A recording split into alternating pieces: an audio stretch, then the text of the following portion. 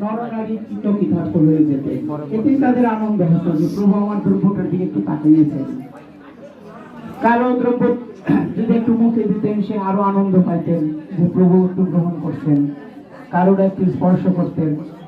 আবার এই ভক্তমণ্ডলী ভক্তগণ যে মালা রচনা করে নিয়ে আসতেন, সেটি প্রভুকে পরিয়ে দিতেন। তো প্রভুকে যখন মালা পরানো হতো, বেশিরভাগ সময় প্রভু মালা গলায় রাখতেন না, মালা পরানোর পরপরই প্রভু খুলে ফেলতেন।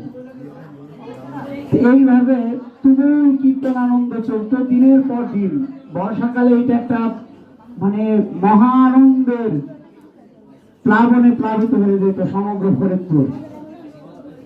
প্রভু প্রতিনিয়তই যাইতেন নৌকায় করে, প্রতিনিয়তই নরনারী এরকম অপেক্ষায় থাকতো কখন প্রভু আসবে, কখন সে কীর্তনের ধ্বনি শুনতে পাবো। এইভাবে প্রভু পদ্মায় যাইতেন। যতক্ষণ প্রভুর ইচ্ছা, ভক্তগণ তুমুল আনন্দের সাথে পদ্মায় প্রভুকে নিয়ে ঘুরতেন নৌকায়। আবার সেই সরু জলাশয় দিয়ে আবার বন্ধুকুণ্ডে চলে আসতেন। এখানেও এক একদিন এক এক রকম ঘটনা ঘটতো, অনেক ঘটনা ঘটতো। যেমন বৃন্দাবনে যখন কৃষ্ণ ঘটবিহার করতেন, অনেক খেলা হতো, দেবতারা আসতেন কৃষ্ণকে অর্চনা বন্দনা করার জন্য।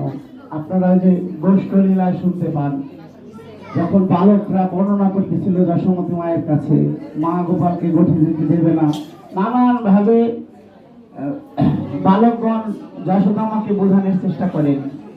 শেষ পর্যন্ত এই কথা বলেন যে মা তুমি কেন ভয় করো, ভয় নাই। তখন বর্ণনা করতে থাকেন যে দেবতারা যে আসেন, শিব আসেন,